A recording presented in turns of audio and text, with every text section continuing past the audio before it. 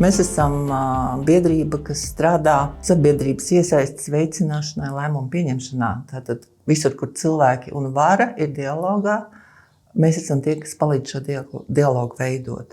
Un mēs esam strādājuši gan Latvijā diezgan daudz, gan arī ārpus Latvijas vēl vairāk. It īpaši Moldovā. Jau šī pieredze ir kaut kur 20 gadu ilgumā, un tikpat ilgi mēs esam lapas biedri. Un pēdējos 3 gadus mēs esam arī savā ziņā pārstāvam lapas organizācijā OECD, kas ir Eiropas attīstības un sadarbības organizācija.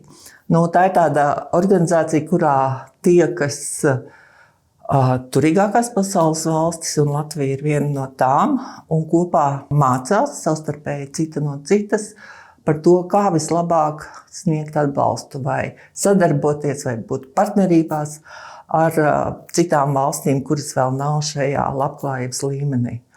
Man bija iespēja būt Parīzē konsultācijās, kur tieši OECD konsultējās ar pilsonisko sabiedrību no visas pasaules par to, kā īsti valdībām tagad rīkoties, kad finansējums attīstības sadarbībai samazinās, kad Amerikas Savienoto Valstu finansējums vispār ir tikpat kā pazudis no šīs jomas, un arī valstis tādas kā mēs, piemēram, vairāk domā par aizsardzību un arvien mazāk šķiet svarīgi atbalstīt cilvēkus citās valstīs. Tieši mūsu pieredze varēja ļoti labi noderēt tur, kur runa bija par vairāk pievērsties vietējām organizācijām, kaut kā tikt vaļā no starpniekiem. Kas ir starpnieki? Tie ir tādas organizācijas, kā patiesībā arī mēs bijām kaut kādos projektos. Tātad Eiropas organizācija saņem finansējumu un par šo naudu algos savus cilvēkus, lai palīdzētu organizācijām citās valstīs. Tā virzība, tā mode virzās tajā virzienā, kad organizācijām citās valstīs būtu pašām jābūt spējīgām apgūt finansējumu saviem projektiem. Un tā lielā, grūtākā lieta, ko atrisināt, ir kā tad paļauties uz to nevalstisko organizāciju Gruzijā vai Moldovā vai citur, ka tur viss tā nauda aizies tiešām mērķim. Vistālāk šajā jomā ir tikusi Nīderlande, kur tiešām mēģina tās savas lielās nevalstiskās organizācijas, starpnieku organizācijas, izņemt no šiem attiecībām ārā, ja? Vairāk paļaujoties uz vietējām organizācijām un arī uzņemoties uz sevis kaut kādus riskus.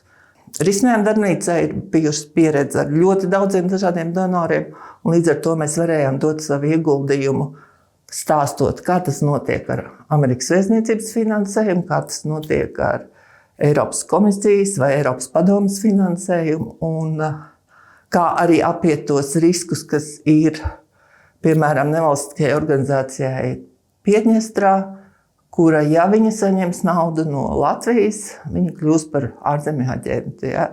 Projektā efektīvs un atbildīgs attīstības sadarbības finansējums risinājuma darbnīca specializējās tieši uz divpusējo sadarbību, jo attīstības sadarbība var būt ļoti dažāda. Un tas, ko mēs darījām, mēs paņēmām, izpētījām OECD principus vadlīnijas un paskatījāmies, kā tam atbilst Latvijas politikas dokumenti.